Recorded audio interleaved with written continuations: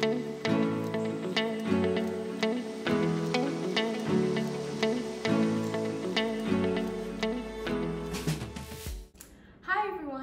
name is Mia Wasserman, and I'm a business student at Bergen County Academies. Today, I'm going to be showing you how to make double chocolate chip brownie cookies. I'm going to be having the recipe, but I'll be telling you the ingredients in full measurements. Let's get started.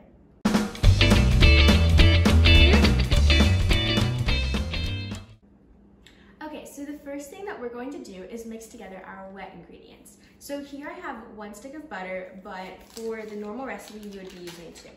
So let's add that into our mixing bowl. The next part of our wet ingredients is 1.5 cups of sugar, and that's the full amount. The next ingredient is eggs. So for the full recipe, you would use 2 eggs, but I'm just using 1.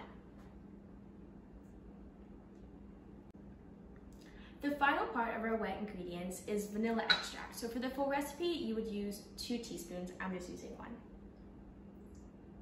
So now I'm going to be mixing our wet ingredients on medium speed until light and fluffy.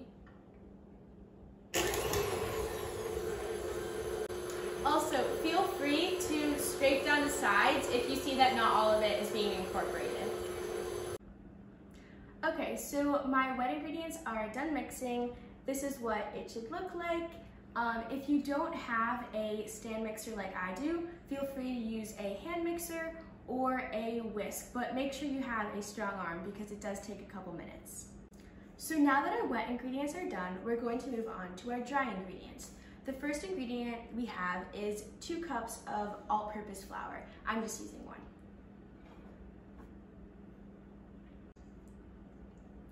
Okay, so the next dry ingredient that we have is 2/3 of a cup, or 1/3 of a cup for me, of Hershey's cocoa powder. Our third dry ingredient is baking soda. For the full recipe, you're going to use 3/4 of a teaspoon. I'm using 3/8. Our final dry ingredient is salt. So for the full recipe, you need 1/4 of a teaspoon. I'm using 1/8. All right, so now you're just gonna stir it all together using a spoon or a spatula like I have. All right, so I finished mixing my dry ingredients. This is what it looks like. And at this time, you should make sure to preheat your oven to 350 degrees Fahrenheit. Now that my oven is preheated, it's time to add my dry ingredients into my wet ingredients. I'm going to be doing this in 3 additions. All right, so this is my first addition of my dry ingredients.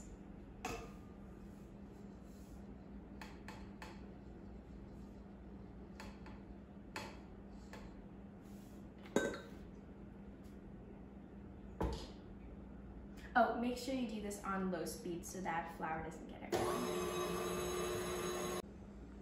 So this is what my batter looks like after my first addition. Okay, so this is my second addition.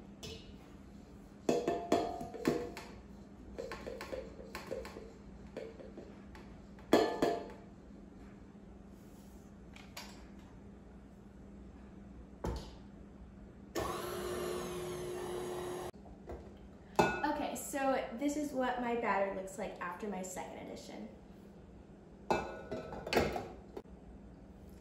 All right, now I'm going to make my third and final addition of my dry ingredients.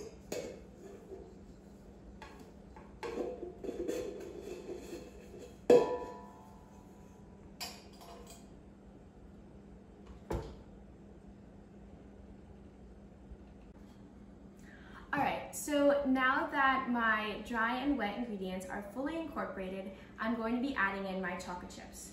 Now I am using Ghirardelli's mini semi-sweet chocolate chips, and for the full recipe you would be using the entire bag, but I'm just going to be using half. You can use any other brand, you don't need to use Ghirardelli, but you do want to make sure that they are mini and semi-sweet because that helps the cookies get their fudgy and delicious consistency.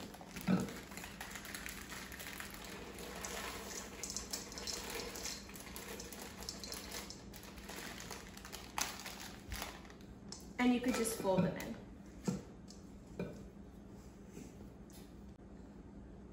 Alright, my chocolate chips are fully incorporated, and now I'm going to go line a baking sheet with parchment paper.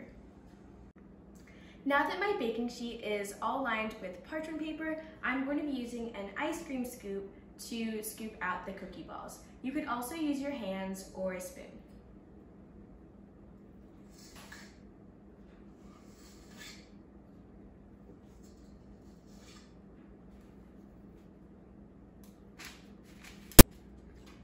Now that I have my cookie dough shaped into balls, I'm going to be adding a few extra chocolate chips on the top.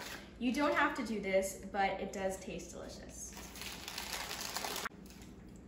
So this is what my cookies look like with the chocolate chips on top, and they're all ready to go in the oven. Like I said before, they're going to bake at 350 degrees for 8 to 10 minutes. So I just took my cookies out of the oven, and I'm going to let them cool in the pan for about 5 minutes, and then I'm going to transfer them to a wire cooling rack to cool for about 15 to 20 minutes. If you don't have a cooling rack, you could use a plate. And there you have it, everyone. Homemade double chocolate chip brownie cookies. Hope you enjoyed.